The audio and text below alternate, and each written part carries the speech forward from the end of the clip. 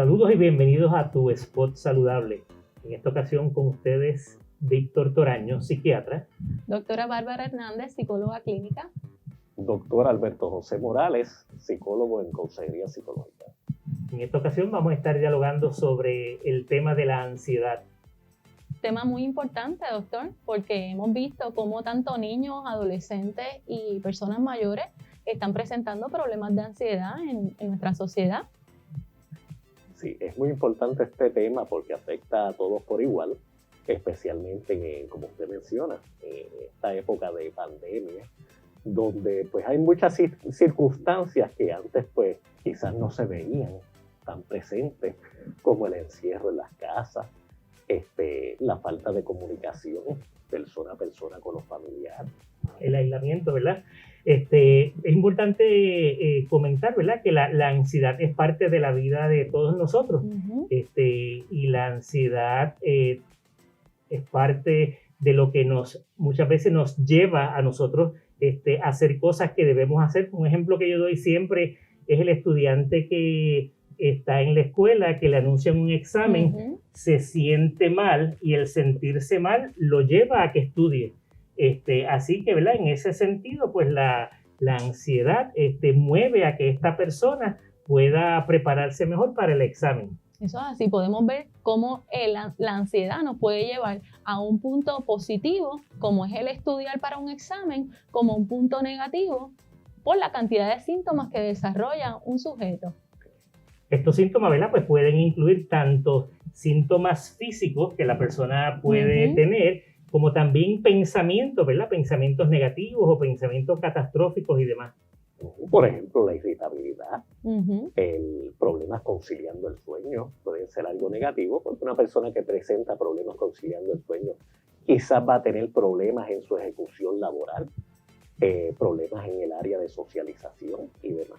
También vemos los cambios en el apetito. Una persona ansiosa generalmente tiende a aumentar mucho de peso porque suele comer descontroladamente por los niveles de ansiedad que está teniendo. Mientras que otros sienten como si fuera un nudo en el estómago, uh-huh. Me dicen, no doctor, a mí se me tranca esto aquí, a mí nunca se me tranca el estómago. Pero nada, ¿verdad? Cada uno pues reacciona de forma diferente, por lo tanto es importante, ¿verdad? Que todos sepamos cómo nosotros reaccionamos a distintos estímulos. Eso es fundamental, el poder reconocer los síntomas, el que los padres puedan conocer a sus hijos para ver las diferencias en niveles de funcionamiento, ¿verdad? Y notar esos cambios para buscar ayuda cuando se necesita. Sí, de la misma forma, ¿verdad? Los viejos, las personas mayores, que sabemos que pueden estar más aislados, que no necesariamente, ¿verdad? Pues tienen tanta interacción con la familia, pues estar pendiente a ellos de cómo está su conducta, si están uh-huh comiendo, si están durmiendo. Sí, porque mira, se podría quizás confundir una persona que presenta algún síntoma de ansiedad, como mencionamos anteriormente, puede ser la irritabilidad. Y decir, mire, esta persona lo que pasa es que es una persona social, no le gusta socializar con los demás. Y realmente lo que está pasando es por una ansiedad que quizás necesita una ayuda adicional.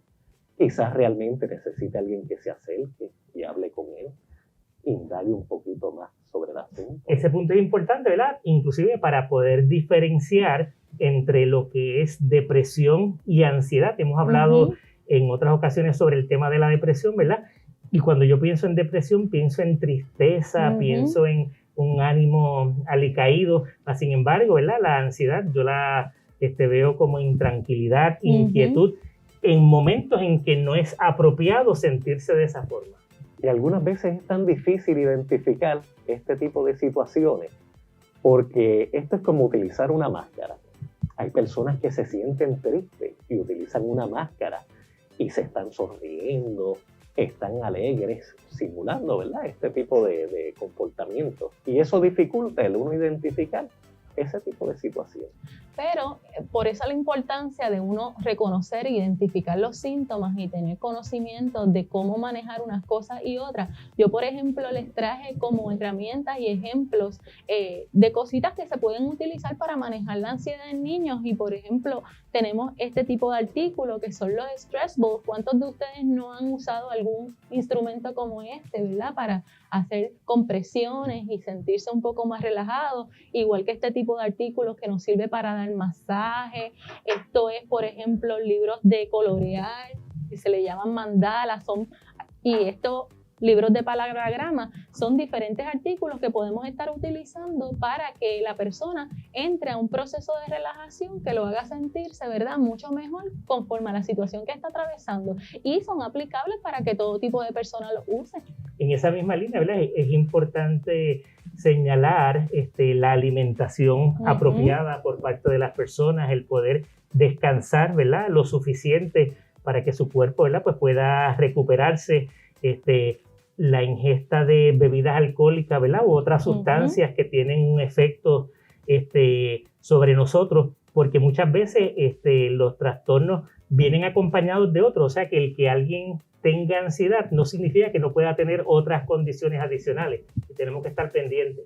Exacto, la manera de canalizar esa ansiedad hay veces que no es la correcta. Como usted menciona, el consumo de alcohol aumenta, el consumo quizás de cigarrillos, el consumo de sustancias controladas, y esto trae unas repercusiones adicionales que no solamente hacia la persona, sino hacia el familiar, la persona cercana de él. Pero doctor, lo que pasa es que después de una cervecita yo me siento más tranquilo. ¿Por qué es malo? Pues mira, todo tiene que haber un balance, ¿verdad? Todo es un balance. Y de esta manera, pues entonces es que uno mantiene la forma correcta de hacer las cosas. Cabe señalar que el alcohol pues es un depresor, y no solamente del sistema nervioso, ¿verdad? Del sistema nervioso, pero también en el área emocional.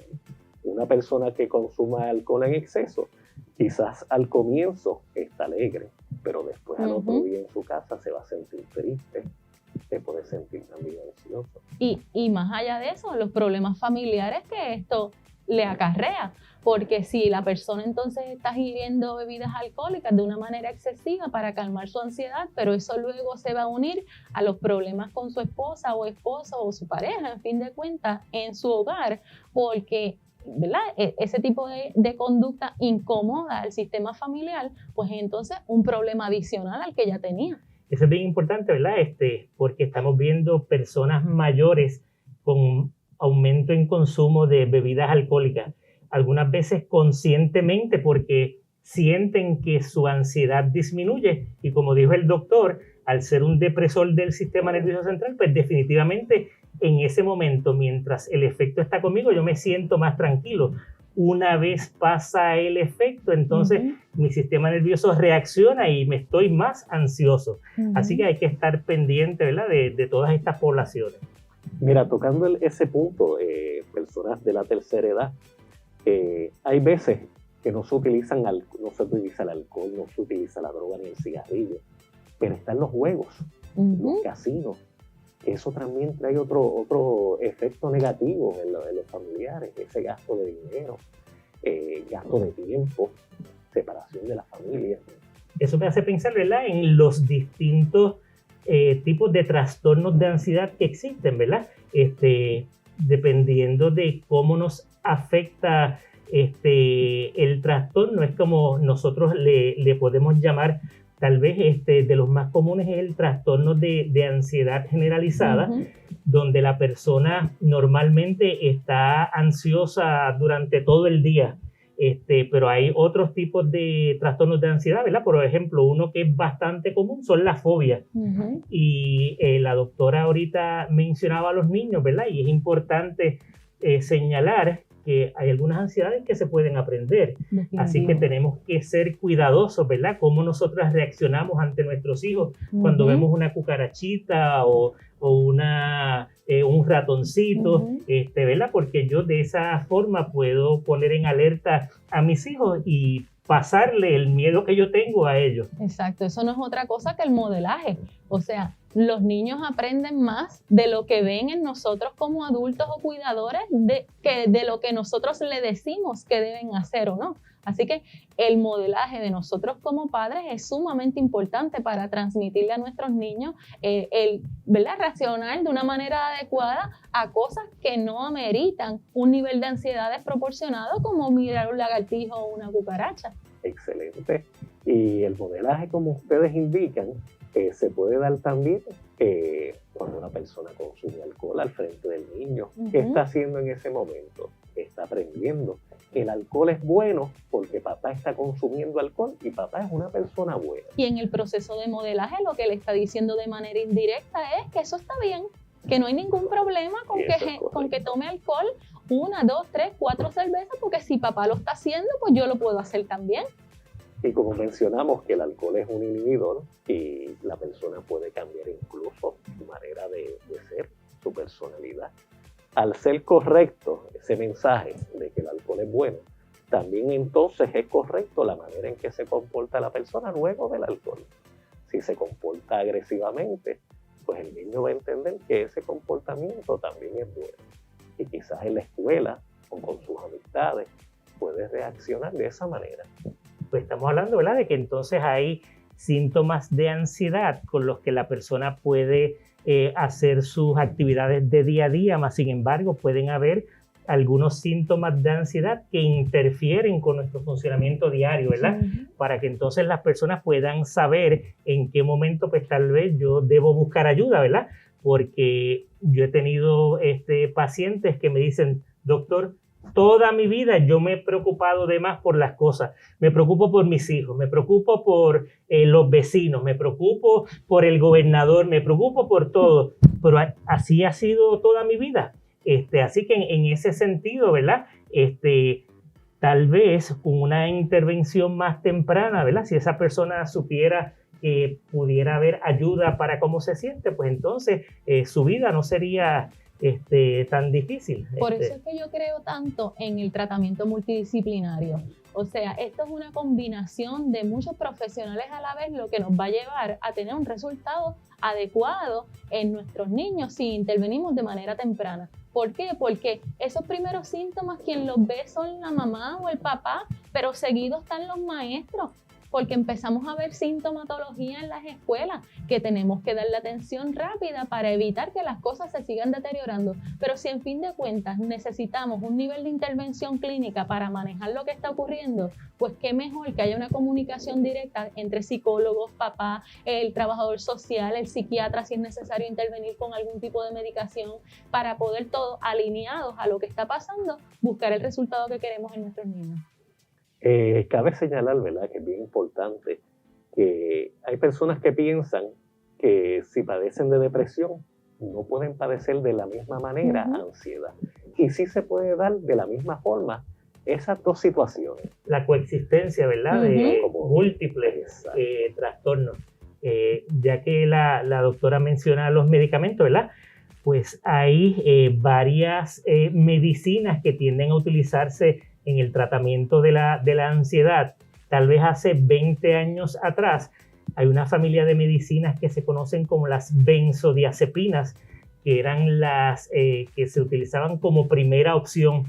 Lamentablemente estas medicinas, aunque su efecto es rápido, el uso prolongado hace que la persona se adapte al medicamento y crea lo que se conoce como tolerancia. Algunas de estas medicinas, ¿verdad?, para mencionar algunos nombres, alprazolam o Xanax, clonazepam o Klonopin, diazepam o Valium, lorazepam o Ativan, medicamentos que con toda probabilidad, ¿verdad?, las personas que nos están viendo han escuchado o inclusive, ¿verdad?, pues han tomado.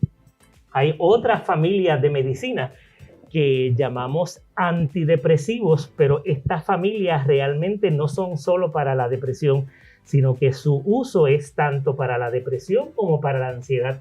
Así que en el caso mío, ¿verdad?, yo como psiquiatra, esa es la primera opción de tratamiento que yo le brindo a mis pacientes, con el caveat, ¿verdad?, de que estas medicinas no crean hábitos. Y eso para algunas personas puede hacer una diferencia sobre si deciden o no aceptar medicina.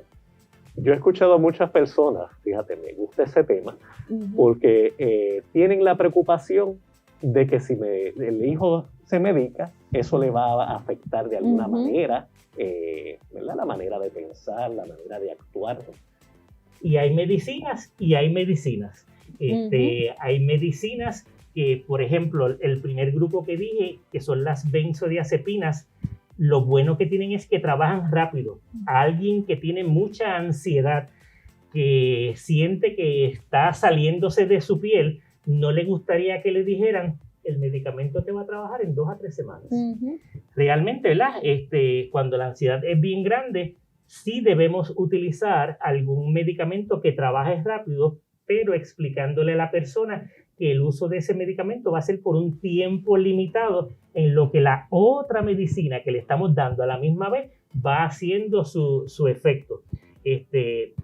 Dependiendo, ¿verdad?, de cuán mal se sienta la persona, hay otros medicamentos que pudieran añadirse a esa combinación, ¿verdad?, que hacen que la persona se sienta más tranquilo durante el día. Definitivamente, doctor, y siguiendo esa línea que me parece bien importante, ¿verdad? Hemos visto también cómo las personas sienten algún tipo de miedo a entrar en un proceso terapéutico cuando se recurre al uso de medicamentos porque piensan que es que esto es para toda la vida, ¿ves? Y le tienen miedo al proceso, incluso eso influye hasta en la decisión de buscar ayuda.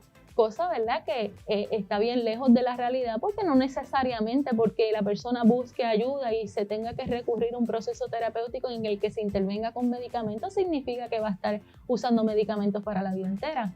Fíjate, a mí en terapia me ha funcionado mucho lo que es el tratamiento con la meditación. Uh-huh. Por ejemplo, utilizar la respiración profunda o diafragmática. Utilizarla en conjunto con lo que es la visualización. Mientras realizas la respiración profunda, cerrar los ojos, imaginarse que estás en un lugar que te emana mucha tranquilidad, mucha paz. El utilizar la música, por ejemplo, la música Reiki, que es con sonidos de la naturaleza, del mar. Que son cosas tal vez, ¿verdad?, que las mismas personas pueden autoinstruirse. Exacto. Nosotros le llamamos a eso en el programa el crear nuestra caja de herramientas. Por eso, ¿verdad?, hablé de esto al inicio, pero esto es sujeto a los gustos e intereses de cada persona. No necesariamente lo que me funciona a mí para relajarme y llegar a un punto de regulación adecuado y funcional es lo mismo que le va a funcionar a usted o que le va a funcionar a nuestros niños o a los adolescentes o hasta a las personas mayores. Cada cual identifica cuáles son las cosas que nos ayudan para poder llegar a ese nivel de estabilidad que todos buscamos. Hay personas que deciden, déjame caminar una milla porque caminando pues yo me distraigo, estoy pensando en otra cosa, así que de esa forma, ¿verdad?, pues ellos pueden canalizar su ansiedad. Yo creo que también es importante señalar que el que se use medicamento no excluye el que se pueda utilizar otro tipo de terapia. Entendido. Y que tal vez la combinación va a ser más efectiva para la persona. Hay algunas personas que me dicen, doctor, yo no quiero usar medicamentos. Yo le digo, fantástico, vamos a tratar estas opciones, vamos a esperar X tiempo. Si en este tiempo usted no nota una mejoría, volvemos otra vez a tomar el tema de las medicinas. Así, de esa forma, también la persona, ¿verdad?, pues tiene que decir sobre qué es lo que va a hacer con su tratamiento, que yo creo que es importante, no se le impone, ¿verdad?, cuál es el tratamiento que va a recibir. Mira, yo siempre pongo el ejemplo, también como una estrategia de manejo de emociones, el hablar. El hablar es como cuando un globo se sigue llenando de aire, y llega un momento que revienta. El hablar hace que ese aire salga, que fluya. Como decía Freud, la cura está en la palabra. Y en ANSCA hay un programa que es bien importante que se llama Línea Paz de ANSCA. Y tiene manejadores de crisis que trabajan las 24 horas, los 7 días de la semana. Y cualquier persona que los necesite no tiene que estar en una crisis, simplemente hablar, desahogarse. Puede llamar al 1-800-981-0023 y le van a atender inmediatamente. Y lo mejor que tiene es que es gratis. Esto está al alcance de cualquier persona que nos esté escuchando. Es gratis, 24 horas, los servicios están. Y si tiene dudas, llame. Claro. Porque inclusive, ¿verdad?, ellos también pueden ayudar a canalizar cuál es el servicio que puede ser de beneficio a la persona. Bueno, agradecemos la compañía de todos ustedes. Para nosotros, ¿verdad?, ha sido un placer estar aquí. Será hasta la próxima. Cuídense. Gracias. Gracias.